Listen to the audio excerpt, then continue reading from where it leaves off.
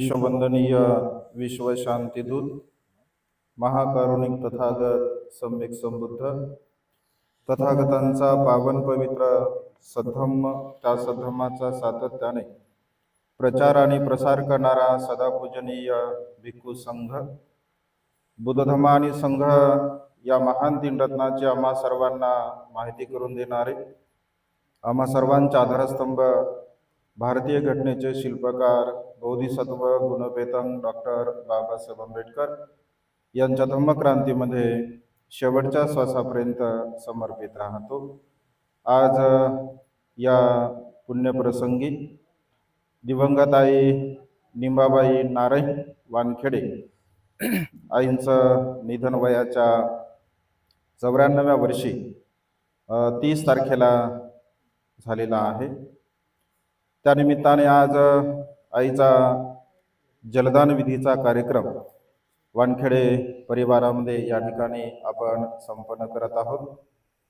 या निमित्ताने आपणा सर्वांना शुभाशीष मंगलकामना देण्यासाठी उपस्थित पूजनीय भिक्खू सुमंती सजी महाथेरो, पूजनीय भिक्खू धम्मदीपजी थेरो, संपूर्ण वानखेडे परिवार, श्रद्धासंपन्न उपासक उपासिका, त्याचप्रमाणे सातत्याने आपल्या प्युरिटी ऑफ माइंड या यूट्यूब चॅनलच्या द्वारा धम्मदेशना श्रवण करून आपल्या जीवनामध्ये अनंत असीम पुण्य संपादन करणारे सर्व श्रद्धासंपन्न उपासक उपासिका, आपणा सर्वांच्या प्रती अनंत असीम अपार मंगलमैत्रीची भावना व्यक्त करतो व तुम्हा सर्वांच्या हितासाठी सुखासाठी आणि कल्याणासाठी या जलदान विधीच्या निमित्ताने धम्मदेशनेला प्रारंभ करतो।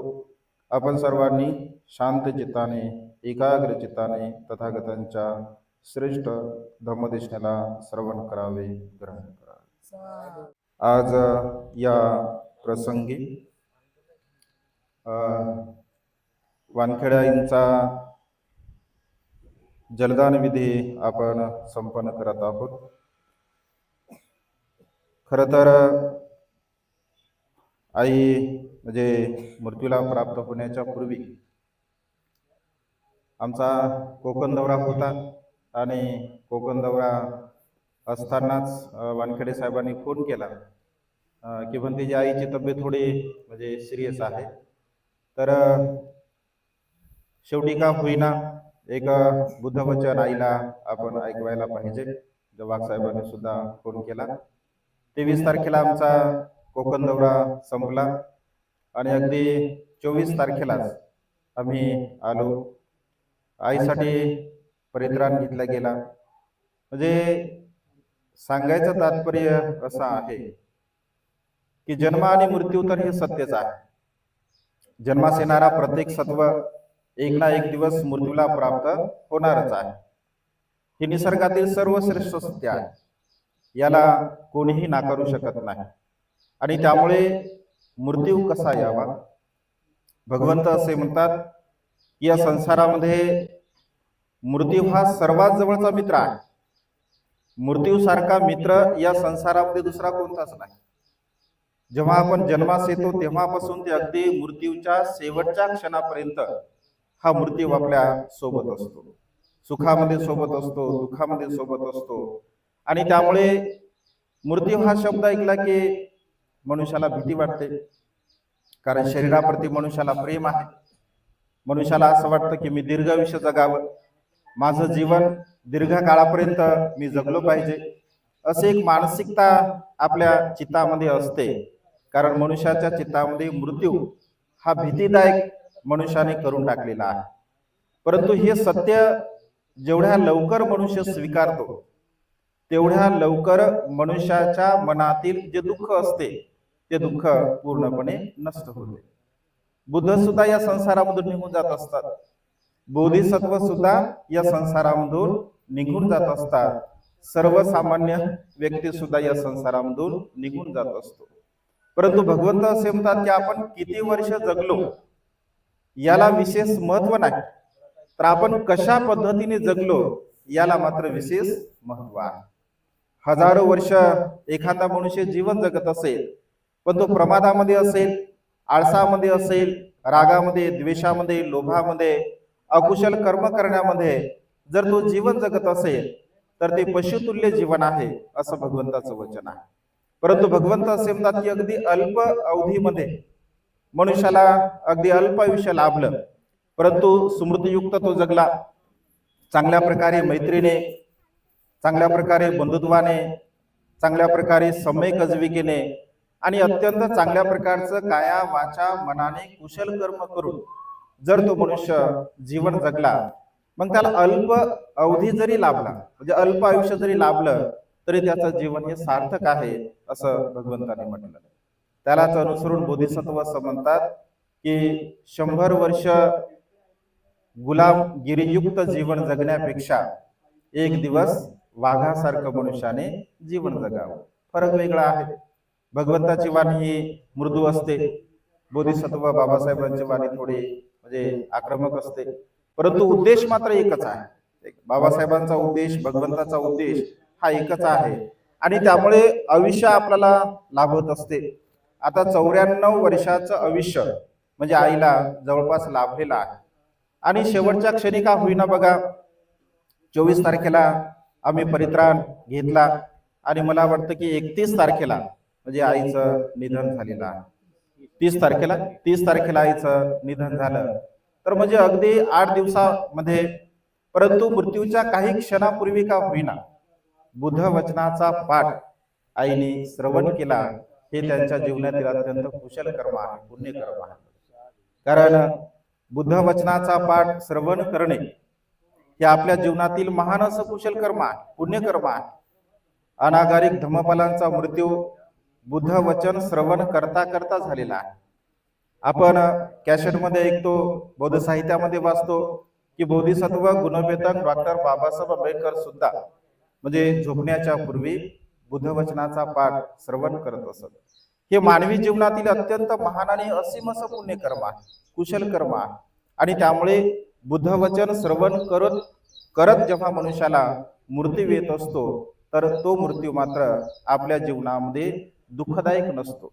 आता शेवटी तर व्याधी आहे, कारण दुःखाचे कारण भगवंताने सांगितले. एक ना, जन्म हे कारण भगवंताने सांगितलं, म्हातारपण सुद्धा एक कारण भगवंताने सांगितलं दुःखाचं, आजारपण सुद्धा हे कारण दुःखाचं आहे. आता काही दिवसापासून आई आजारी होत्या, कारण त्यांना आजारपण होतं. शरीर आहे तर आजार आहे, ऊर्ध्वत्व आहे, मरण आहे, मृत्यू आहे.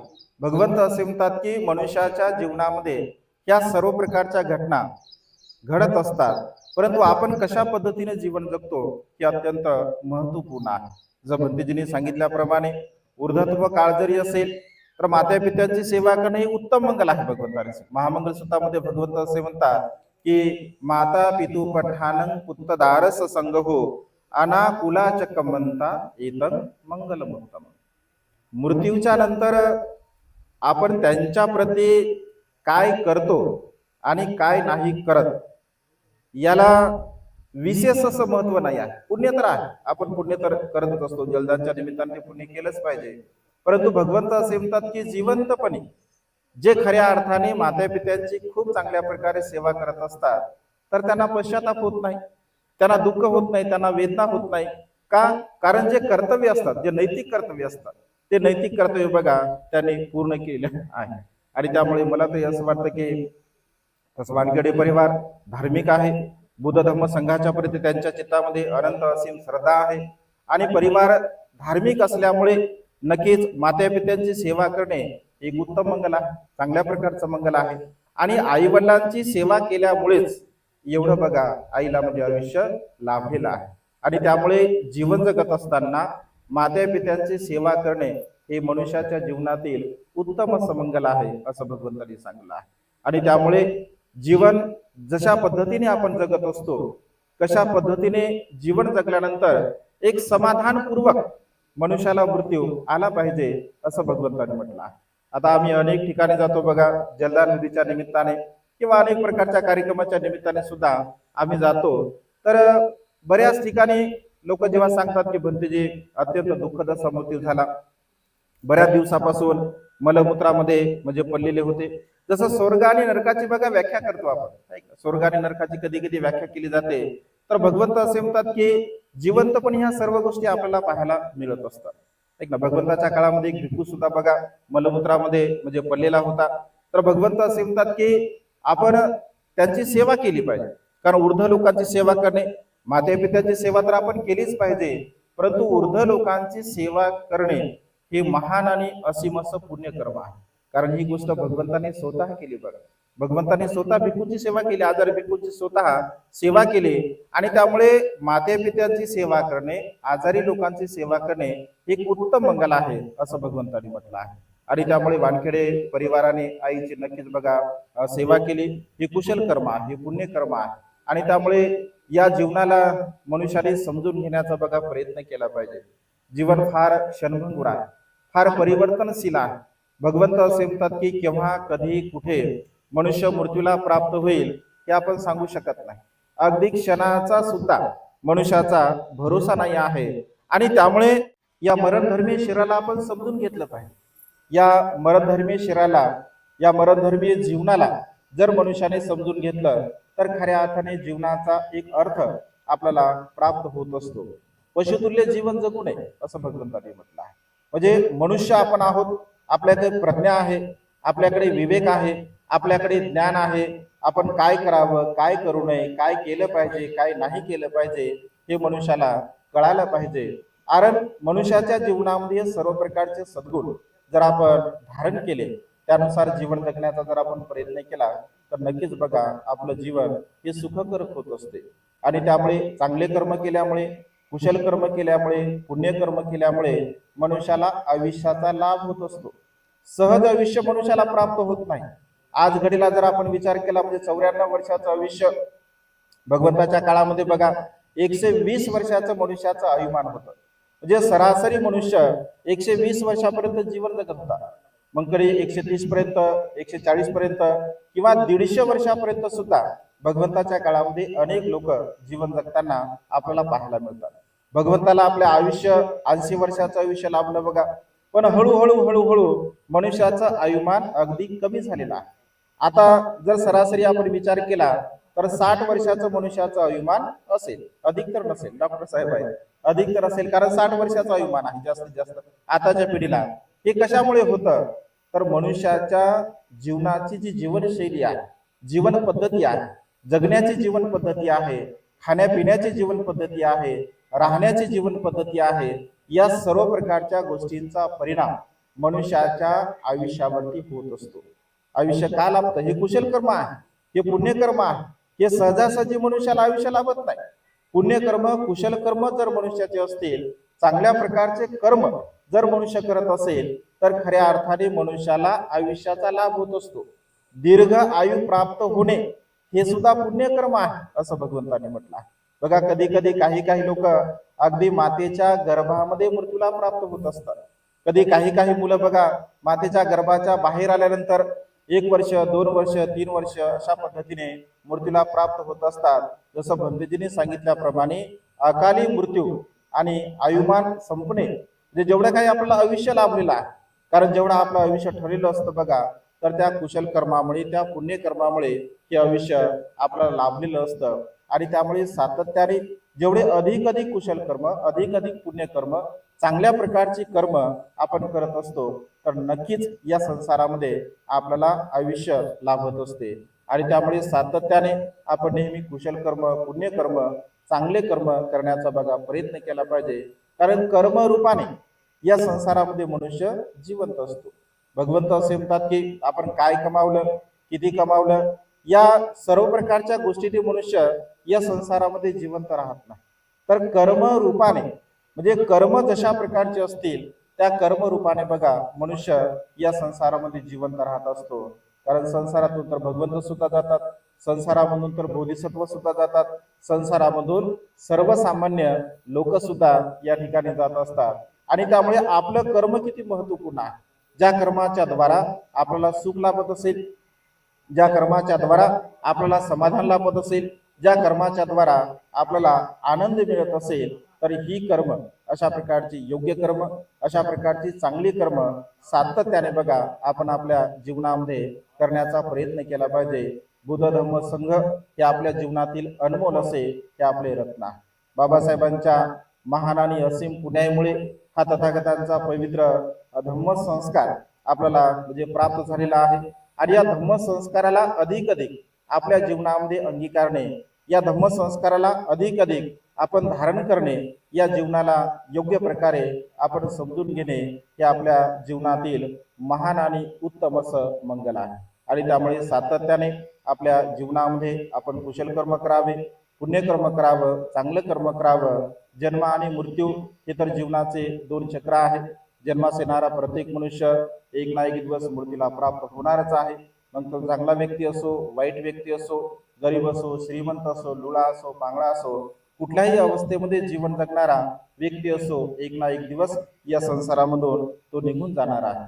आणि त्यामुळे बांधवांनो, आपल्या जीवनामध्ये नेहमी करिता आपण चांगल्या प्रकारचं कुशल कर्म, चांगल्या प्रकारचं पुण्यकर्म करण्याचा प्रयत्न केला पाहिजे. आज आईच्या निमित्ताने वानखेडे परिवाराने 3 बुद्धपुत्रांना भोजनदान दिलं. एक अत्यंत कुशल कर्म, पुण्यकर्म आपल्या जीवनामध्ये त्यांनी केलं.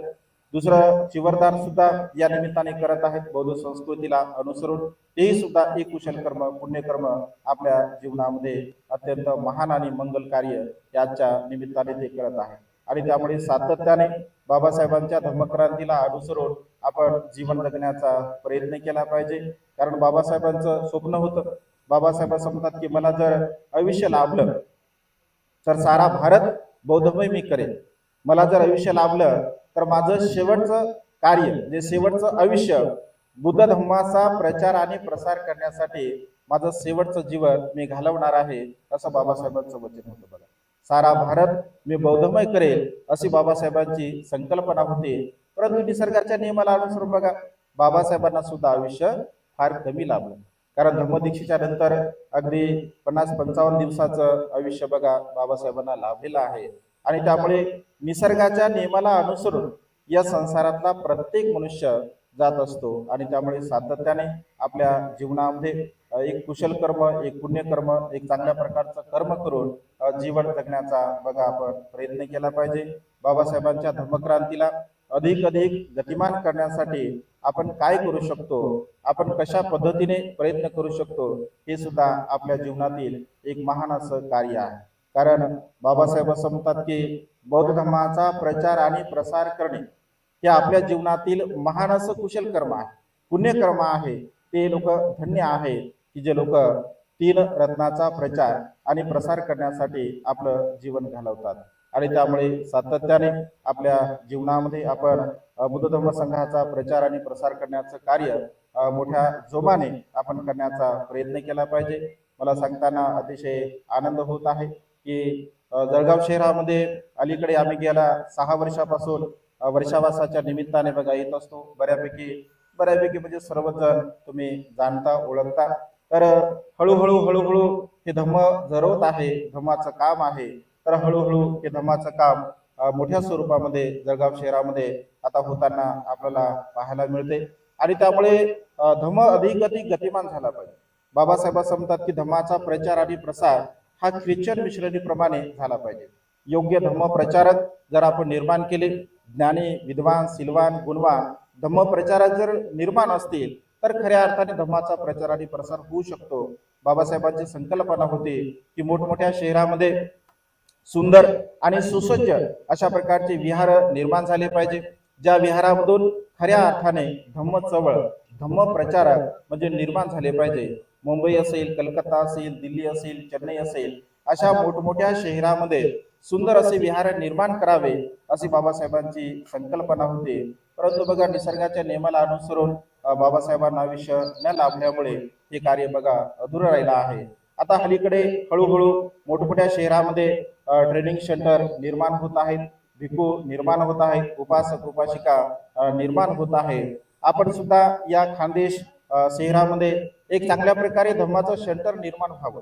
विहार तर निर्माण होतच आहेत, हळूहळू आता प्रत्येक नगरामध्ये बघा निर्माण होत आहेत. आणि केवळ विहार निर्माण करून उपयोग नाही आहे, तर विहार निर्माण झाल्यानंतर ते विहार चालवण्यासाठी योग्य प्रशिक्षित असणं अत्यंत गरजेचं आहे. योग्य सिलवान गुणवान त्यागी भिक्षू सुद्धा असणं अत्यंत गरजेचं आहे.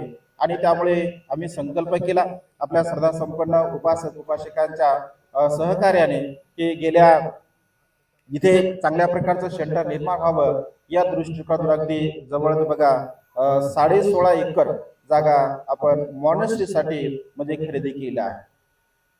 16.5 एकर मध्ये एक सुंदर विहार निर्माण नाही आहे. मॉनेस्ट्री आणि विहार यामध्ये फरक आहे.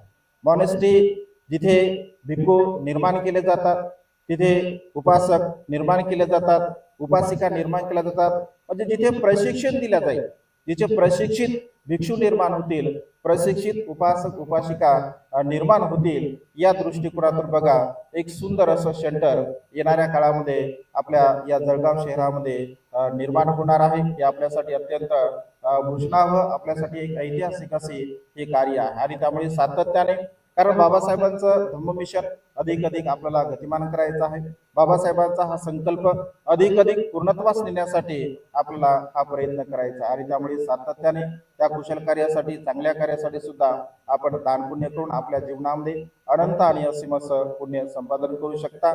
आज या मंगलमय प्रसंगी वानखेडे परिवाराने आपल्या या आईच्या स्मृती दिनाच्या निमित्ताने जलदार विधीच्या निमित्ताने जे जे काय कुशल कर्म केलं, पुण्यकर्म केलं, दान कर्म केलं, आपणा सर्वांना सुद्धा धम्मदेशना श्रवण करण्याची एक सुवर्ण संधी निर्माण करून दिली. हे सुद्धा एक कुशल कर्म आहे, पुण्यकर्म आहे. आणि त्यामुळे आज या संपूर्ण कुशल कर्माच्या बलाने बुद्ध धम्म आणि संघ या 3 रत्नाच्या बलाने आईचे निसर्गामध्ये विलीन असणारे 4 महाभूत आणि पंचस्कंद यांना सुगती प्राप्त हो. आईच्या जाण्यामुळे परिवाराला जे काही दुःख झालं आहे ते दुःख बुद्ध धम्म संघ या 3 रत्नाच्या बलाने पूर्णपणे नष्ट हो अशा प्रकारची मंगलमय आणि उदात्त कामना या ठिकाणी वेळेच्या अभावी व्यक्त करून ही छोटीशी धम्मदेशना संपन्न करतो. सर्वांचं मंगल हो, सर्वांचं कल्याण हो, सर्वांना दीर्घायुष्य.